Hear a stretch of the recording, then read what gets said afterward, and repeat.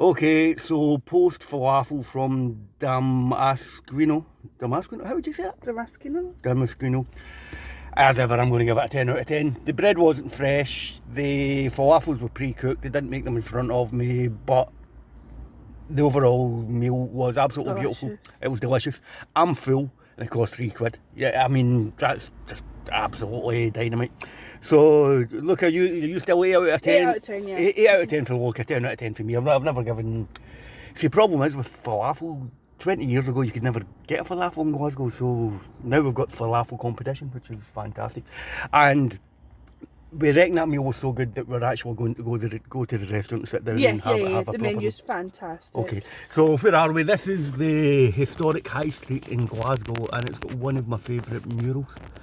I think the artist was a guy called Smug. I'm not sure about his history of that, but he was asked to do a commission of the patron saint of Glasgow, a guy called St Mungo, when he came up with this, and to me it just absolutely sums the city up.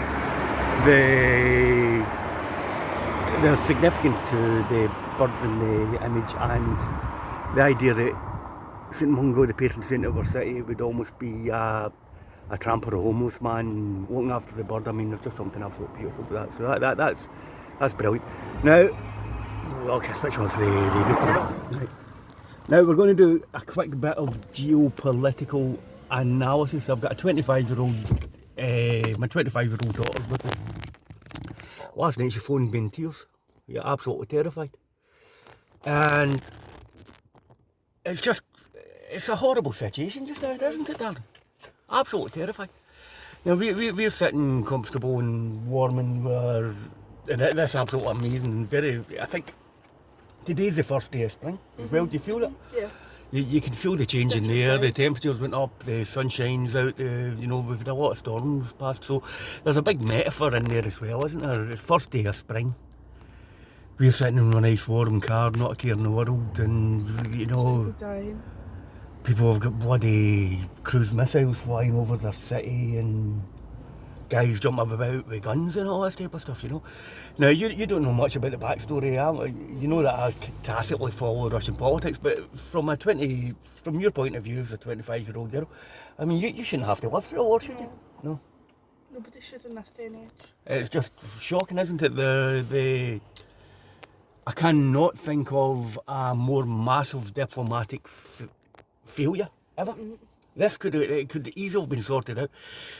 What you don't know, or maybe you do know now, is Russia's demands were that the nuclear weapons that are in Eastern Europe were moved back to where they were when the Soviet Union was in place. I think that was a deal that should have been done. We live in a city that's 25 miles away from Faslane and Coolport, massive nuclear weapons storage facilities. I would take it further. I wouldn't want the nuclear weapons taken back to where they were in 1997. I want them removed for Europe. Yep. They've proven to be really expensive, ineffective. He's not giving a monkey's if we got nuclear weapons or not.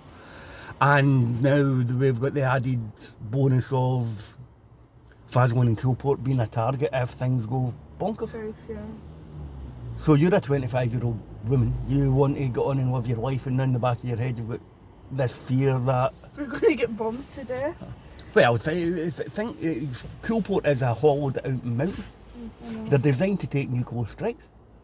So again, the Russian military must have contingencies for neutralising those bases. Yeah. So what are you going to say about war, Luca? Horrible, isn't it?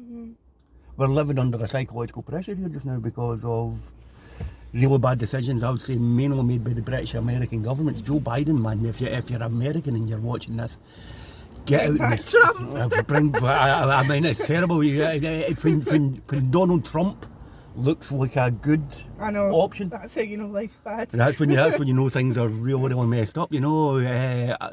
I'm no Trump supporter, I'm no Biden supporter, but I'm absolutely convinced we would not have been in this situation if Trump had been involved. Apparently there was a bit of a ceasefire on Friday night after the after the Russian military launched their, which is an absolute staggering military operation. My goodness, imagine being Ukrainian just now. Oh, I don't. Imagine living in Kiev. Here's the next thing I'm going to throw in here as well. The government in Kiev have told the people not to leave their houses. Until Monday. Is that not absolute insanity? Surely they should be saying to them, get out of here, you know? I can't understand why they're not evacuating the people. I know. And it's people being killed for no reason. For no reason whatsoever, because Joe Biden's in a huff with Vladimir Putin. And again, we're sitting in Scotland and this is tacitly affecting us as well. How does that work, Luca? I know, I don't know. You were brought up a vegetarian. I've been a vegetarian for about 30 years. I'm a pacifist. You know? And I'll tell you what, social media is an absolute cesspit It's as the well. worst thing. Aye. Worst thing. Yeah, some of the head cases I'm seeing on Twitter and all the rest of it, they want to tally ho and go and give Putin a bloody nose. They do not realise the significance of what's happened here. This is a big finger at the American military, at NATO and at the European Union. If we don't start listening to these people and communicating with them. And he made a tacit threat the other night as well. He's prepared to go nuclear. You know, he is. For anybody. Anyway, he said it the other night that if anybody messes with them and inflict pain in their countries like they've never experienced in their entire history.